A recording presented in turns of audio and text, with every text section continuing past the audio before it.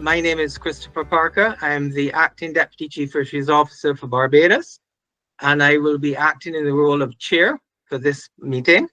So I would like to start with a presentation introducing the presenters. Okay, so this is the introduction of the speakers and the panelists. First, an overview. In this webinar, we will present a brief overview of the United Nations Fish Stocks Agreement, including its history, main provisions, and relevance to sustainable fisheries management in the Caribbean region.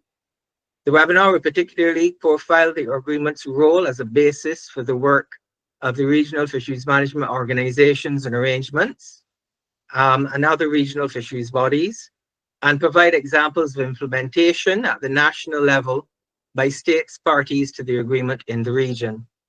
The webinar will also provide information on the capacity building opportunities under the project of assistance to strengthen participation and implementation of the United Nations Fish Stocks Agreement, the UNFSA POA, as well as some of the tools available to further understanding the agreement, including a recently finalized implementation guide to the agreement. The presentations by the speakers will be followed by a question and answer session and an interactive discussion. Well, here's a group picture of all of our speakers, and we will start with Dr. Sandra Grant, who is the Deputy Executive Director of the CRFM. She will give us the welcome and introductory remarks. She has had over 30 years of experience working in the fisheries sector throughout the Caribbean. She became the Deputy Executive Director of the CRFM in June 2021. And Dr. Grant previously worked with the CARICOM Fisheries Unit, which later became the CRFM, as a data manager and analyst under the Caribbean Fisheries Resource Assessment and Management Program, CFRAM, from 1999 to 2001.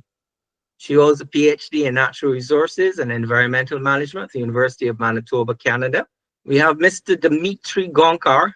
He's a Principal Legal Officer for the Division of Ocean Affairs and the Law of the Sea, United Nations Office of Legal Affairs. He will give the welcome and introductory remarks. He has been with DOALOS since 2016. He has served at the Legal Department of the Russian Foreign Ministry and Russian Permanent Missions to the international organizations in Vienna and Geneva. He has covered law of the sea, fisheries, polar regions, issues, environmental law, and outer space law.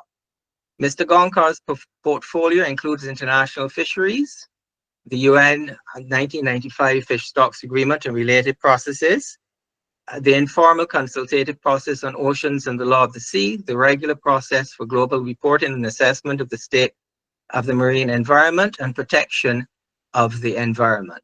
Mr. MILTON HAUGHTON follow.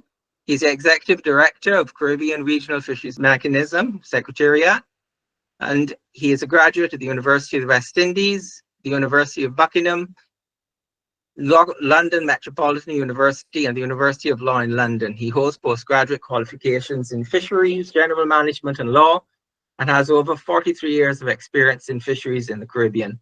Mr. HAUGHTON has served the CRFM since its inception in 2003.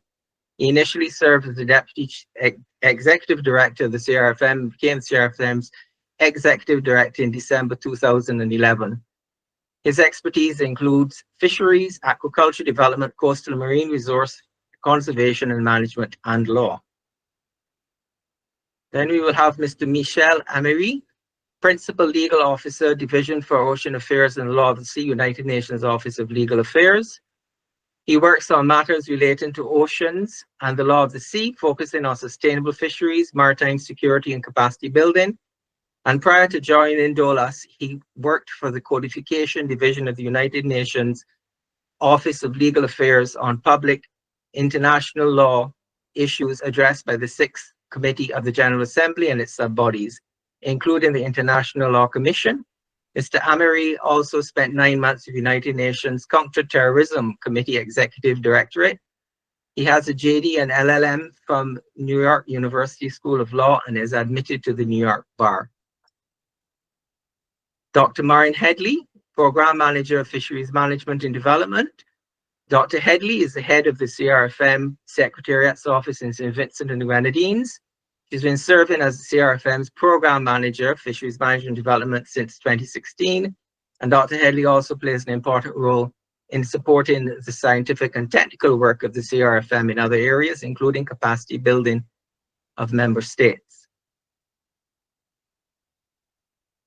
Then we have Dr. Shelley-Ann Cox. She's the Chief Fisheries Officer for the Fisheries Division in Barbados, Ministry of Environment and National Beautification, Green and Blue Economy, quite a mouthful. And she is an experienced ocean professional, fisheries management specialist, and a science communicator. Dr. Cox has over 10 years experience in fisheries management and applied to disciplinary climate-related research. She is also engaged as a co-editor of the sub-regional Sargassum Outlook Bulletin for the Eastern Caribbean and the Knowledge and Information Management Consultant for the Sargassum Information Hub. Mr. Robert Robinson is Deputy Director, Belize High Seas Fisheries Unit, Ministry of Finance, Government of Belize. And he will give you a talk on the implementation case studies from CRFM member states in the case of Belize. He has served as Deputy Director since the unit's establishment in 2013, and he coordinates the National High Seas Inspection and Observer programs and has responsibility for the development and implementation of new projects, including the High Seas Electronic Monitoring Program. He has responsibility for national and international interagency cooperation and collaborating and providing legal support to the BHSFU, amongst other management and administrative functions. He holds a master's degree in international maritime legislation for the IMO International Maritime Law Institute in Malta. We have Monsieur Camille Jean-Marie Manel. He is Executive Secretary, International Commission for the Conservation of Atlantic Tunas, and he will speak on the role of regional fisheries bodies in supporting implementation of the United Nations Fish Stocks Agreement at the regional level for IGAT. He has served in this position since 2018. He holds a master's in fisheries aquaculture and in economics of marine resources and coastal environment. Monsieur Manel was coordinator of the Studies and Planning Unit, Director of Maritime Fisheries, Director of Management and Exploitation of the Seabed at the Ministry of Fisheries and Maritime Economy in his native Senegal. Before his ICAP tenure, he rejoined the Ministry of Fisheries and Maritime Economy as technical advisor with 33 years of experience. Ms. Manel has in-depth knowledge of sustainable fisheries management and multilateral negotiation. And we have Dr. Yvette Die-Owadi, Fishery and Aquaculture Officer, Secretary of the Western Central Atlantic Fisheries Commission, WCAFC, Food and Agricultural Organization of the United Nations. And she will speak of the role of RFBs, regional fisheries bodies, in supporting implementation of the United Nations Fish Stock Agreement at the regional level for WCAFC. She holds a veterinary doctorate from the École Nationale Vétérinaire in Nantes in France. She has over 25 years of experience in fisheries value chain efficiency enhancement. Dr. Die-Owadi is the Fishery and Aquaculture Officer of the United Nations and Agriculture Organization, the Sub-Regional Office for the Caribbean. That she's based in Barbados, which she joined in July 2018, following 14 years of assignment in FAO headquarters in Rome and Italy. She coordinates as well the Secretariat of the Western Central Atlantic Fishery Commission, WCAFC, which is a regional fisheries body. Then we have Ms. Carolina Queiroz Salazar, Program Coordinator, United Nations Fish Stocks Agreement Project of Assistance, and she will speak on the role of the Project of Assistance to strengthen participation in and the implementation of the United Nations Fish Stock Agreement. She specializes in environmental management, sustainable development, and climate change. She holds a bachelor's degree in international relations from Tecnológica de Monterrey, Mexico, and a master's degree in environment, development, and policy from the University of Sussex, England. Ms. Salazar also took a postgraduate course at the United Nations University in Tokyo, Japan, to specialize in capacity building for climate change. She was also selected as a fellow of the United Nations Division for Ocean Affairs and the Law of the Sea. Later, she joined the UN, working for UNDP, UNIDO, UNEP, and now UN DOALOS. Thank you we look forward to the presentations and for your participation. I hope everyone will actively participate in the upcoming discussions. Thank you. So over Dr. Grant with the welcome and introductions.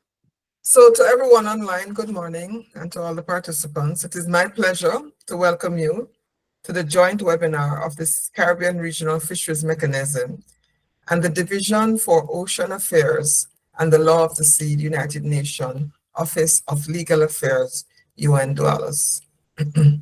My name is Sandra Grant, and I'm, as Chris pointed out earlier, I'm the Deputy Executive Director, and I'm thrilled to welcome you here today to this webinar on leveraging the UN Fish Stocks Agreement for Sustainable Fisheries Management in the Caribbean.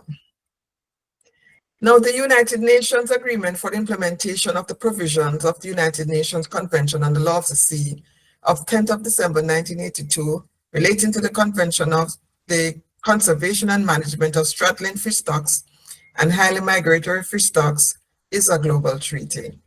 Its objective is to ensure the long-term conservation and sustainable use of straddling fish stocks and highly migratory fish stocks through effective implementation of the relevant provisions of the Convention.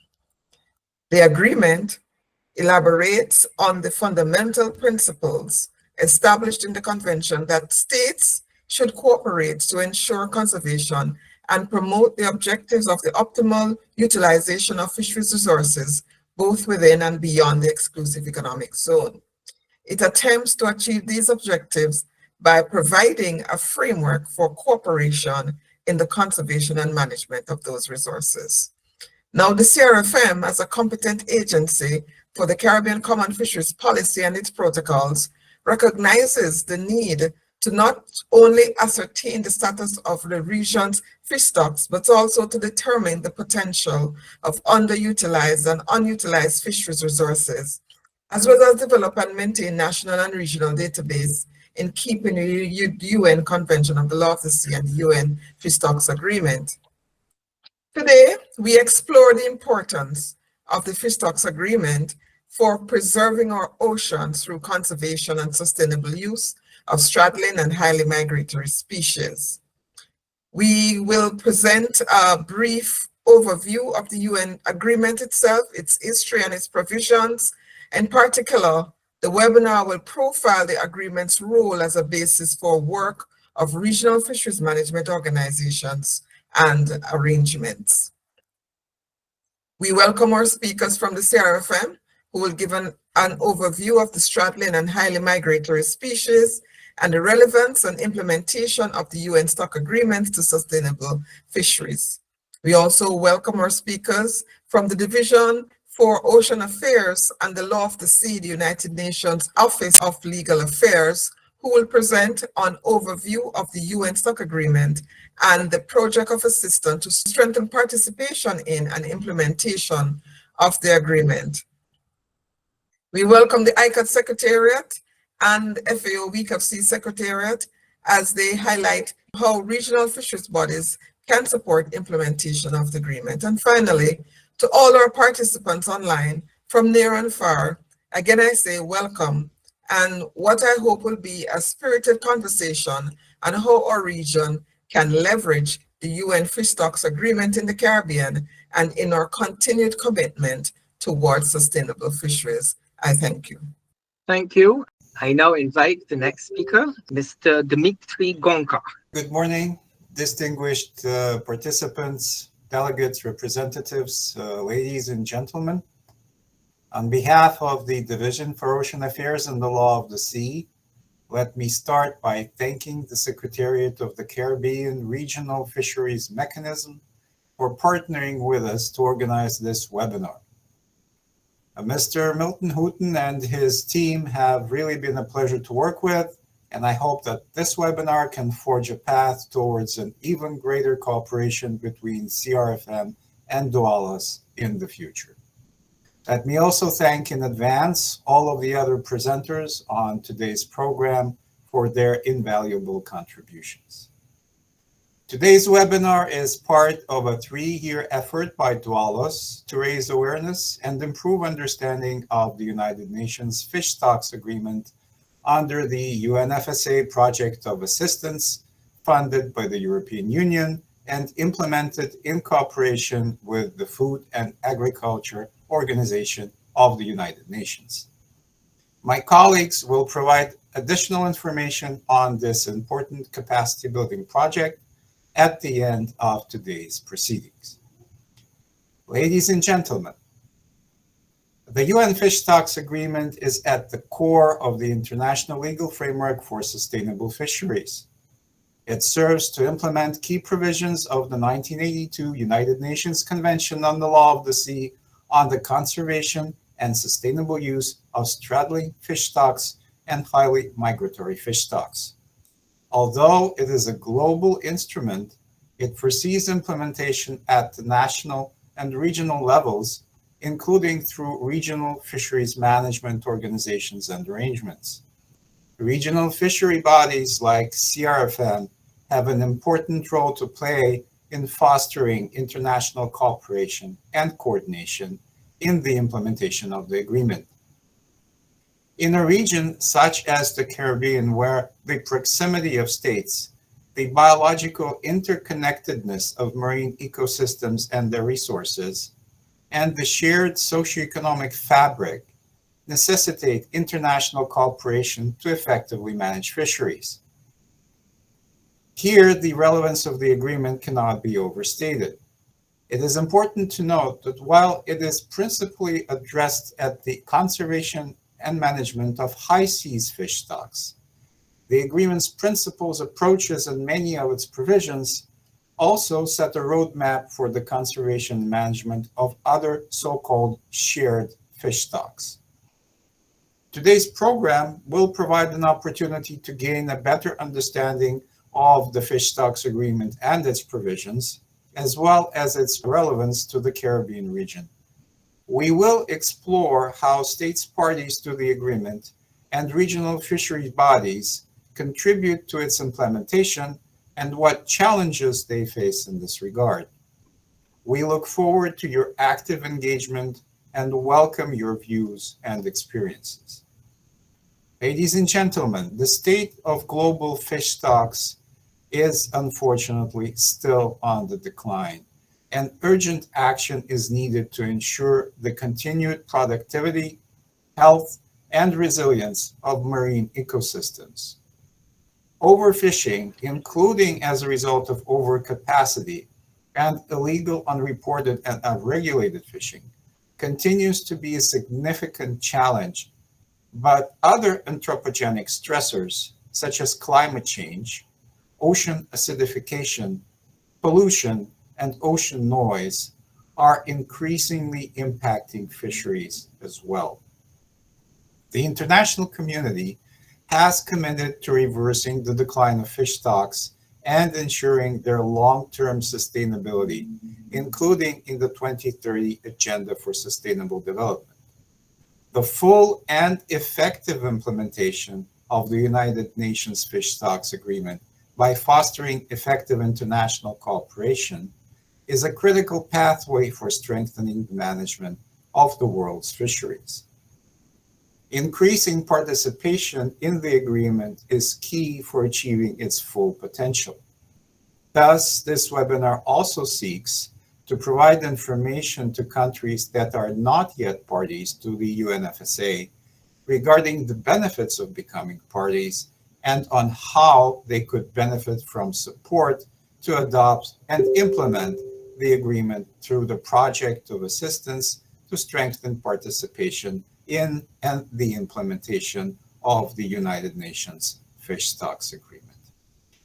I wish you an interesting discussion, and thank you very much. Thank you, Mr. GONCHAR. I will now invite Mr. Milton HAUGHTON for an overview of fisheries for straddling and highly migratory species, including the high seas fisheries by CARICOM states. Mr. Chairman, distinguished panelists, ladies and gentlemen, colleagues, good morning and good afternoon to those of you joining us from Europe and other places far away. Chairman, please allow me to extend a very warm welcome to all of you who have joined us this morning for this webinar focused on the relevance of the Fish Stocks Agreement as a tool for improved governance and management of the fisheries for straddling and highly migratory fish stocks. I have been asked to give a very brief overview of these fisheries in the region. Now, these fisheries are essential to the economic and social well-being of our member states, which are all small island developing states with limited land spaces, but relatively large ocean spaces and marine living resources, including the highly migratory and straddling species. These fish stocks provide very important economic opportunities, employment, food security, and nutrition for our people. They are the primary source of food, livelihoods, and the economy in many coastal communities across the region. These fisheries generate jobs both directly through fishing, processing, marketing, storage, transportation, as well as indirectly through supporting industries like equipment, supplies, and maintenance, transportation, restaurant trade, administration, research, governance, including the growing community of NGOs that are increasingly involved in marine conservation and protection of the fish stocks.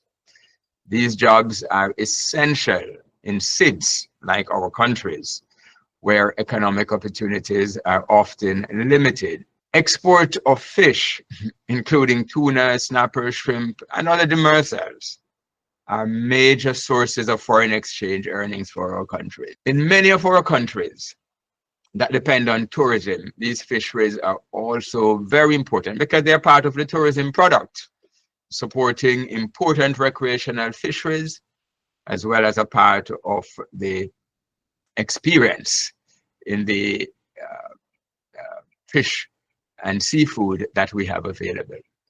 The highly migratory stocks include species that travel extensively across territorial waters, the EEZs, and the high seas. And they are shared and harvested by multiple countries in the region, as well as by distant water fishing fleets. The key species of interest include, firstly, the highly migratory species, in particular the tunas, yellowfin, albacore, skipjack, big eye, etc., as well as swordfish, some sharks and marlins and other billfishes, as well as other pelagic species such as dolphin fish or mai-mai, as they are called in some places. These highly migratory stocks generally have wide geographic range of distribution. Their range and migratory routes take them within and beyond national waters and on the high seas in the areas beyond national jurisdiction, the BBNJ, making international and regional cooperation absolutely necessary for their management, conservation, and sustainable use. Secondly, there are very important straggling fish stocks in the region, including some of the smaller pelagics and species like snappers, groupers, and several other demersal species. They occur within the exclusive economic zones of 2 or more countries and in areas beyond national jurisdiction as well. And as you're aware of the mosaic of exclusive economic zone in the region and the fact that the Caribbean Sea is a one large marine ecosystem, we're talking about shared stocks for the most part. And like the highly migratory species, the straddling species also need to be managed regionally.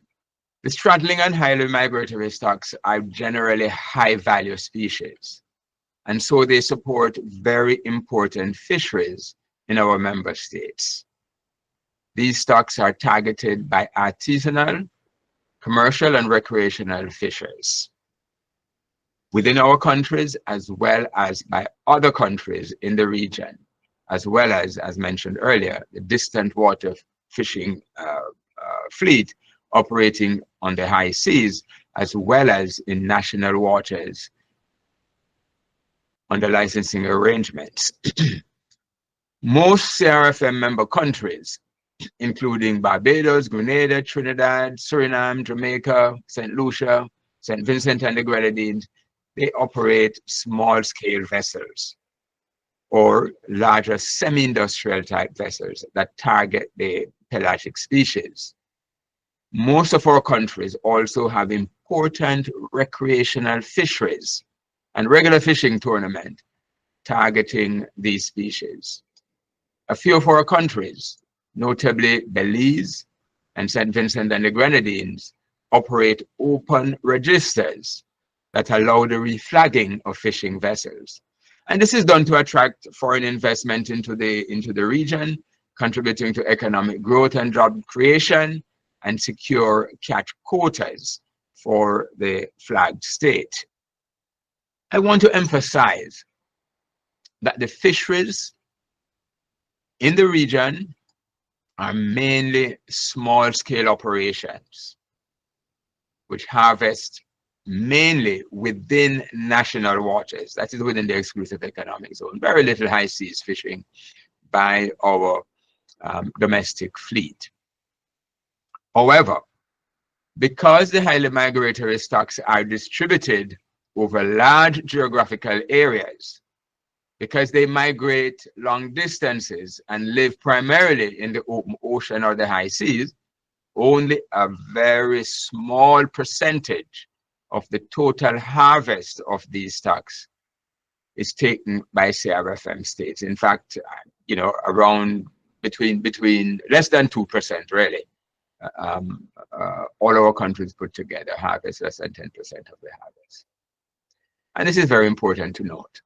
And as we noted earlier, conservation and management of the straddling and highly migratory fish stocks require international and regional cooperation among the states and entities that share the stocks and are involved in the fisheries.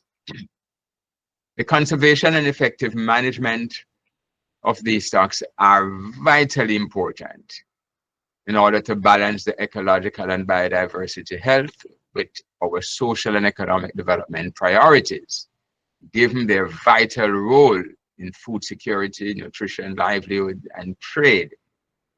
Our approach is guided by the sustainable use principle, to which our countries are firmly committed and which imposes an obligation to ensure sustainability of the stocks, protection of marine biodiversity and the health of the marine environment, while securing sustainable long-term economic and social benefits for our people and our countries. In 2002, CARICOM states established the CRFM as a regional organization to coordinate and promote effective management and sustainable use of all our fisheries resources, and especially the shared stocks, including the straddling and highly migratory stocks. Our countries have committed to regional cooperation, recognize this necessity, through the CRFM to address the numerous challenges facing the fisheries sector. And these include, as you heard earlier, irresponsible fishing, overfishing, IUU fishing, other fisheries-related crime, climate change, ocean acidification, pollution, habitat degradation, as well as capacity issues, and improving our knowledge through improved statistics and research, as well as building capacity and technology transfer of our National Fisheries Administration and our fisher folk, in order to address the numerous challenges that we face in the fisheries sector. Now, the CRFM has been working very closely with our member states and with several regional and international development partners, including FAO, WCAFC, ICAT, and many, many others on many different fronts to address the many complex and dynamic challenges that we face in order to achieve our long-term objective of sustainable use and management of all our fish stocks, including the straddling and highly migratory species. And you're going to be hearing more from some of our partners in this webinar. Our fisheries for straddling and highly migratory stocks are very, very important. And we need to continue to work together and indeed to enhance our collaborative efforts, working with all of you to ensure the sustainable use, management, and long-term conservation and protection of these very, very important resources, which are important not only now, but they are going to be even more important in the future. Thank you very, very much. Thank you, Mr. Houghton, for that, giving out the regional perspective. We will now invite Mr. Michele AMERI, a legal officer in the Division for Ocean Affairs and Law of the Sea, to give us an overview of the United Nations Fish Stocks Agreement. Mr. AMERI, over to you. Thank you very much, and thank you for the presentation. And good morning, everyone. My name is Michele AMERI. I'm a legal officer in the Division for Ocean Affairs and Law of the Sea. And today I'll be presenting a brief overview of the United Nations Fish Stocks Agreement and its provisions. It is probably the most comprehensive global international legal instrument on fisheries that's binding, and so there is obviously a lot more to anything I talk about today. So the best thing to do is to actually read through the agreement, but I'll try to give a good overview. So in order to understand the agreement, it's helpful to understand a little bit about its historical context. Soon after the adoption of the 1982 United Nations Convention on the Law of the Sea, there were a number of well-publicized collapses of commercially exploited high seas fish stocks. These collapses also were connected with international disputes, the so-called fish wars, and something needed to be done. At the 1992 United Nations Conference on Environment and Development, which is mostly known for its role in launching some international environmental law instruments, a number of specific issues with high seas fisheries were identified, and a decision was taken to request the United Nations to convene an international conference to negotiate an international agreement on the problems of straddling fish stocks and highly migratory fish stocks. The conference was convened in 1992, and after only 3 short years, it adopted the text of the United Nations Fish Stocks Agreement. You'll see before you the full title of the agreement, which you also heard from Dr. Grant. I'm not going to use it. I'll just talk about United Nations Fish Stocks Agreement. It's important to note that it is one of 3 implementing agreements to the United Nations Convention on the Law of the Sea, the other 2 being the Part 11 agreement and the recently adopted BBNJ agreement. It came into force in 2001, and it currently has 93 states parties. While this number may not seem enormous, it does include most of the states that are engaged in high seas fishing for straddling fish stocks and highly migratory fish stocks.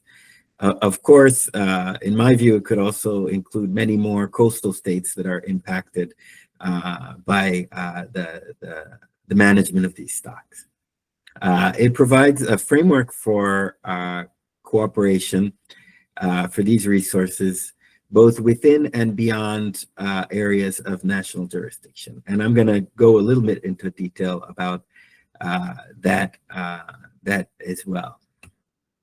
So when you talk about the Caribbean participation in the Fish Stocks Agreement, here you can see the global distribution of parties to the agreement. At first glance, it may look like it's only a few states in the Caribbean, but that's only because of the scale of the map, which renders some of the small island states difficult to see. Some of the states in this region that are parties to the agreement are Bahamas, Barbados, Belize, Costa Rica, France, or its territory, Outre-mer, Jamaica, the Netherlands, Panama, St. Kitts and Nevis, St. Lucia, St. Vincent's and the Grenadines, Trinidad and Tobago, the United Kingdom, and the United States of America. The agreement focuses on 2 categories of stocks, which, as Milton was just saying, are present both in areas within national jurisdiction where the coastal state has a responsibility for their management, and in areas beyond national jurisdiction where flag states fishing are expected to take the major role. These two categories are, of course, straddling fish stocks and highly migratory fish stocks. And you can see that straddling fish stocks are stocks which can be found, which straddle the outer limit of the coastal states' fisheries jurisdiction, while highly migratory fish stocks, which you'll see in the top half of the chart to the right, are stocks which regularly travel long distances through the high seas and areas under national jurisdiction. Things like tuna, oceanic sharks, billfish, marlin, and the like. And both categories are located in areas within national jurisdiction and in areas beyond national jurisdiction. And that means that effective international cooperation between coastal states and states fishing for those stocks on the high seas is necessary for their effective management. Indeed, such cooperation is already a duty under UNCLOS Articles 63 and 64, but the scope and the modalities for the implementation of this duty were not fully elaborated in UNCLOS, and that's one of the reasons why we have the fish stocks agreement. It's also important to note that the General Assembly has stated that the principles of the agreement should also apply to discrete high seas fish stocks, which are stocks that occur exclusively on the high seas, and you can see some of those on the top chart on the right as well.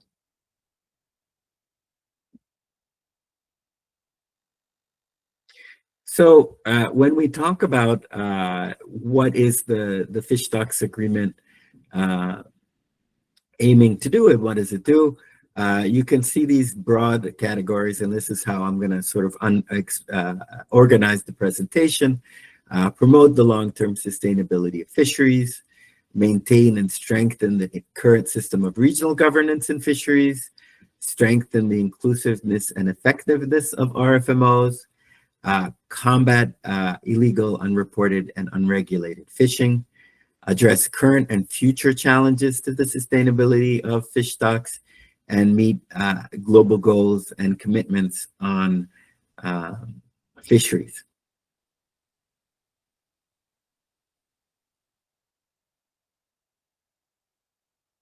So how does the agreement promote the long-term sustainability of straddling fish stocks and highly migratory fish stocks? Well, one of the principal ways it does so is by requiring states, parties to the agreement, to apply a set of general principles to the management of these stocks, both on the high seas and in areas under national jurisdiction.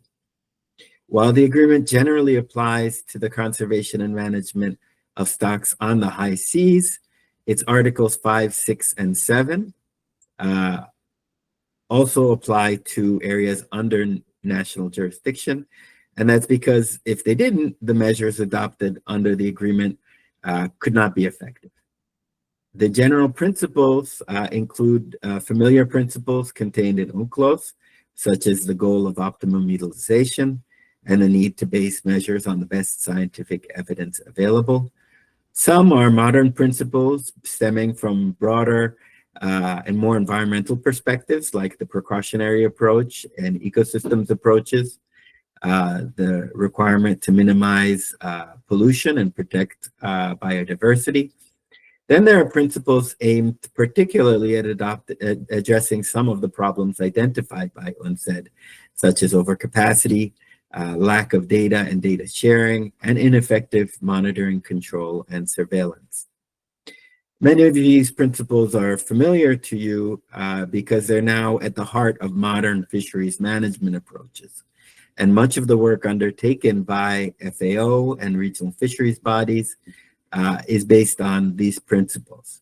Many consider this list to be best practice guidance for the management of any fishery. Article 6 of the agreement sets out probably one of the most detailed international legal provisions on the precautionary approach in a binding legal instrument, detailing how it applies to fisheries management. It has two principal components: that we should be more cautious when information is uncertain, unreliable, or inadequate, and that lack of information should not be a reason to postpone or fail to adopt measures. The provision then highlights measures to be taken, including the establishment of different reference points, and that's further elaborated in Annex 2. It deals with new and exploratory fisheries, as well as emergency measures in response to national phenomenon, and these are not uncommon in the region, in the Caribbean. Article 7 on the compatibility of measures is also at the core of the agreement. It sets out a duty for coastal states and states fishing on the high seas for the same stocks to cooperate to ensure the compatibility of measures adopted for the same stocks in both areas. This is crucial because less effective measures in one of the two areas would undermine the effectiveness of the measures adopted in the other area.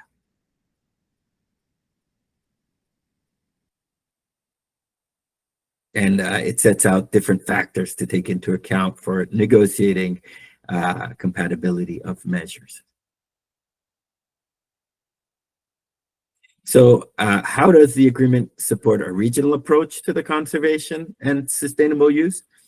Well, it recognizes that the need for all states with a real interest in a stock to participate in its management. Stocks are not, for the most part, global. They tend to be in limited geographic areas. And so the Fish Stocks Agreement regulates in those specific areas. And it requires states to cooperate directly or through RFMOs to ensure conservation and management and sustainability.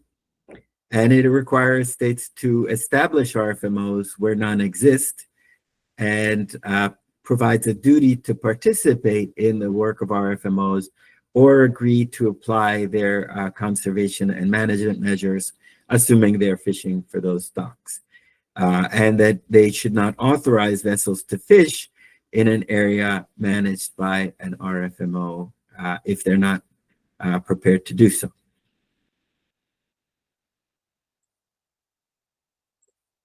While some RFMOs predated the adoption of the Fish Stocks Agreement, these organizations were generally considered to be less effective than they could be for a variety of factors. UNFSA recognizes that for the regional approach to be successful, these organizations must be strong, comprehensive, inclusive, and transparent. In its Part 3, the agreement provides general requirements which states parties to the agreement should try to put in place in RFMOs in which they're members.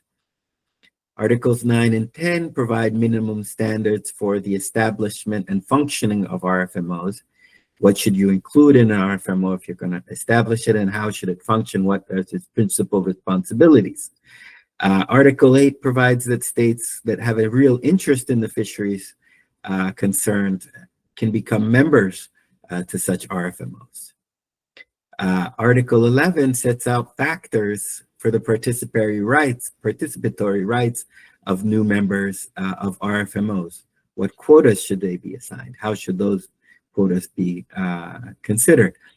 Article 12 deals with transparency of RFMOs, and now RFMOs are far more transparent about what's going on in their decision-making processes than they were many years ago.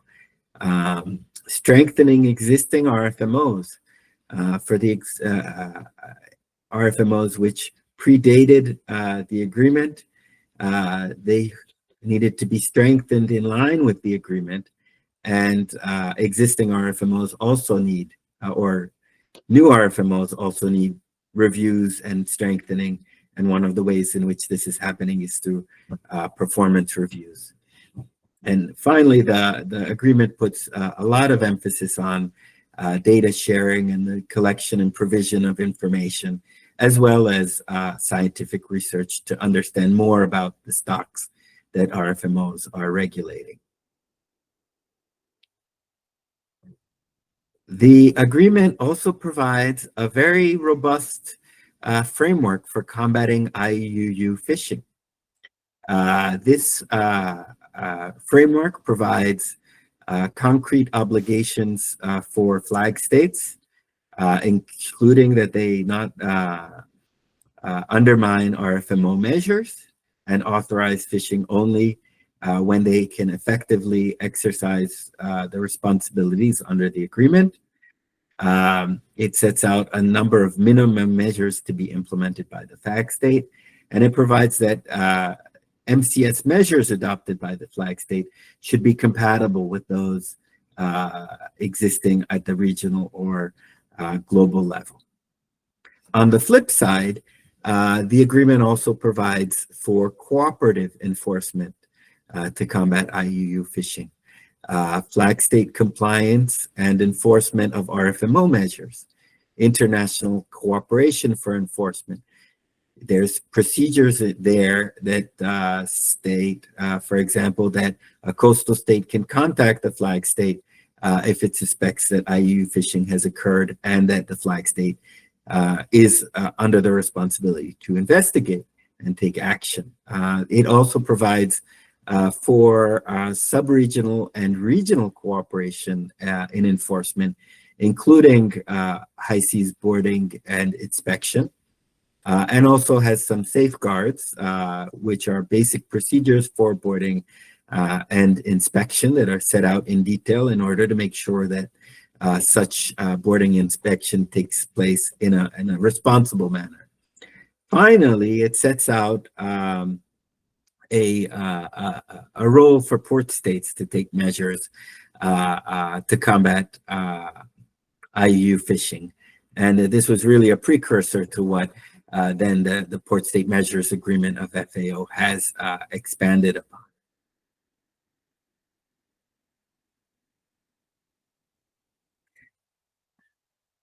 Then the agreement also addresses current and future challenges to the sustainability of fisheries. One ongoing challenge, of course, is the lack of capacity in some states to fully implement the fish stocks agreement. And part 7, an entire part of the fish stocks agreement, is dedicated to the requirements of developing states. It includes a recognition of the special requirements of developing states. It sets out forms of cooperation between developed and developing states, and provides for special assistance in the implementation of the fish stocks agreement, which has led to the establishment of a trust fund, as well as, in some senses, the United Nations Fish Stocks Program of Assistance.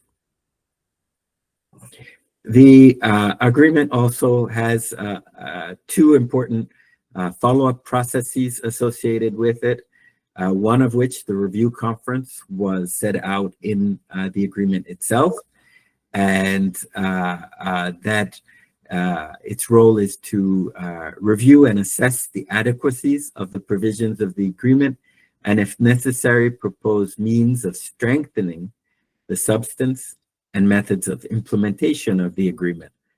And pursuant to this mandate, it has met and adopted sets of recommendations in 2006, 2010, 2016, and 2023. And it will meet again at some time after 2028.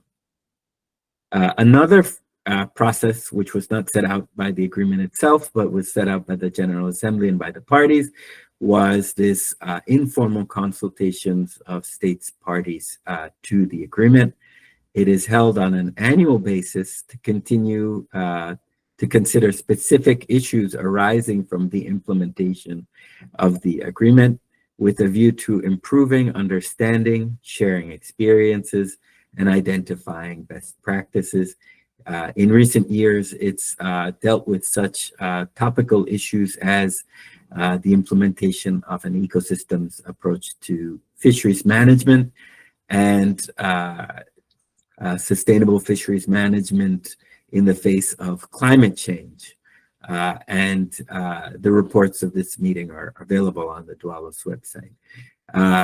Finally, the General Assembly, through its resolutions on sustainable fisheries, also plays an important role in following up on the implementation of the agreement and adopting particular recommendations in this regard, including with respect to deep sea fisheries, for example. So very briefly, some key takeaways. The agreement provides a detailed legal regime for the straddling and highly migratory fish stocks. It provides a basis for international cooperation to ensure long-term sustainability of such stocks. It provides for regional management of stocks over the full geographic range of these stocks and involving all states with a real interest in the concerned fisheries. It provides a basis for strengthening the effectiveness and inclusivity of RFMOs. It provides a robust and multifaceted framework for international cooperation to combat IUU fishing. And it can help address current and future challenges to fisheries sustainability through its ongoing processes and capacity development provisions. So thank you very much for your attention, and I will pass the floor to Mr. Parker again. Thank you.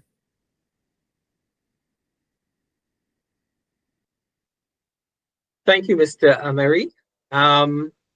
We will now pass the floor over to Dr. Marion Headley, Program Manager for the Fisheries Management and Development, Program Manager for Fisheries Management and Development of the CRFM Secretariat. And she will speak on the relevance of the United Wealth Fish Stocks Agreement to sustainable fisheries management in the Caribbean. So Dr. Headley, over to you. Thank you very much, Chair, and good day to everyone. My presentation, as you would have heard, is on the relevance of the UN Fish Stocks Agreement to sustainable fisheries management in the Caribbean. And I'm Marion Headley, Program Manager for Fisheries Management and Development with the CRFM Secretariat. The CRFM's purpose is to promote the development, conservation, and management of the shared living aquatic resources of the region in a responsible and sustainable manner, and to improve the quality of life of the thousands of people who depend upon their fishery resources for their well-being and livelihood. The CRFM was established by means of a regional intergovernmental agreement, which was signed on the 4th of February in 2002. And the organization has adopted its own rules of procedures on the 5th of August 2002, with the official inauguration occurring in Belize City on March 27, 2003. CRFM consists of 17 member states, and other states and agencies also have observer status. There are three main bodies that comprise the CRFM. These are the CRFM Secretariat, the Caribbean Fisheries Forum, which is made up of the chief senior fisheries officials from the 17 member states, and the Ministerial Council, which is made up of the ministers in these member states with fisheries as part of their portfolio.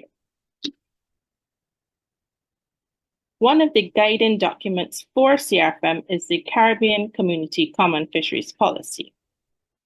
And this policy is used to guide the decisions of member states regarding fisheries and aquatic resources, as well as guide the development of legal frameworks and legislation. The policy is mindful of the 1995 United Nations Agreement for the implementation of the provisions of the United Nations Convention on the Law of the Sea relating to the conservation and management of straddling fish stocks and highly migratory fish stocks. The policy also is mindful that there exists within the jurisdiction of members underexploited or unexploited fisheries resources, which have great value and provide a safeguard for the future development of fisheries, and when used in a sustainable manner, can present an opportunity to increase the contribution of fisheries to the social and economic development of the Caribbean community. The policy also recognizes that there are certain living marine resources that are shared, straddling, or highly migratory, and in some cases are also harvested by third states. Article 4, which is the scope of the policy, recognizes that the protocol can maximize opportunities for regional collaboration and coordination, which are essential for sustainable use of the marine living resources, given the existence of these shared and highly migratory stocks. Article 5 also recognizes the fundamental principles for use of these resources, including use of the best available scientific information in fisheries management and the fisheries management decision-making, application of the precautionary approach to fisheries management, and the ecosystem approach to fisheries management. Another fundamental principle is the use of the participatory approach, which includes the special needs of traditional subsistence, artisanal, and small-scale fishers, and also the principle of good governance, which would include accountability and transparency, and the equitable allocation of rights, obligations, responsibilities, and benefits associated with the utilization of these marine resources and their management. Article 9 of the policy refers to access to fisheries resources, and it covers arrangements such as access arrangements with other members that would provide access to fishing opportunities in their waters, as well as developing opportunities to promote the equal participation of members in fisheries on the high seas, noting that this is a vast area and member states have yet to fully access resources within the high seas, as well as development of opportunities in areas within the national jurisdiction of third states, where you will have collaboration directly with a third state or through the competent agency and other competent regional and international fisheries bodies. Article 12 of the policy covers conservation and management of fisheries resources, and in particular, Article 12.4 addresses cooperation with regional fisheries management organizations and other international organizations which manage these shared, straddling, and highly migratory fish stocks. Article 19 of the policy covers links with international organizations as well, and this allows for development of strategic alliances and partnerships with relevant agencies that have been created by multilateral environmental agreement, as well as regional fisheries management organizations and arrangements and other relevant national, regional, and international organizations, including governmental and non-governmental organizations. And these articles are all linked to the use of highly migratory fish stock. And then Article 20 covers the development of protocols. So members, along with the CRFM, can develop protocols to cover a number of issues. And some of the issues related to straddling and highly migratory fish stock include research on fisheries and associated ecosystems, harmonization of fisheries legislation, cooperation in monitoring, control, and surveillance to combat illegal, unregulated, and unreported fishing. And this is especially important when you're talking about resources on the high seas that may not be under the management of a regional fisheries management organization. Protocols can also be developed for establishment of a regional fisheries management organization or arrangement on data and information sharing, enforcement, and also settlement of disputes. So the key takeaways for the CRFM and the relevance of the United Nations Fish Stocks Agreement for sustainable fisheries management in the Caribbean are that the Common Fisheries Policy is in line with the United Nations Fish Stock Agreement, and it enables CRFM member states to implement fundamental principles of fisheries management, including the use of the precautionary approach, the ecosystem approach to fisheries, and good governance. The policy also enables CRFM member states to develop the regional fishery sector in a sustainable manner, including access to resources in the high seas, and also to cooperate internationally regarding the conservation and management of transboundary fisheries resources, combating IUU fishing, and capacity building for member states in order to implement the United Nations Fish Stocks Agreement. So that is my presentation. Thank you very much. Over to you, Chair. Thank you, Dr. Headley.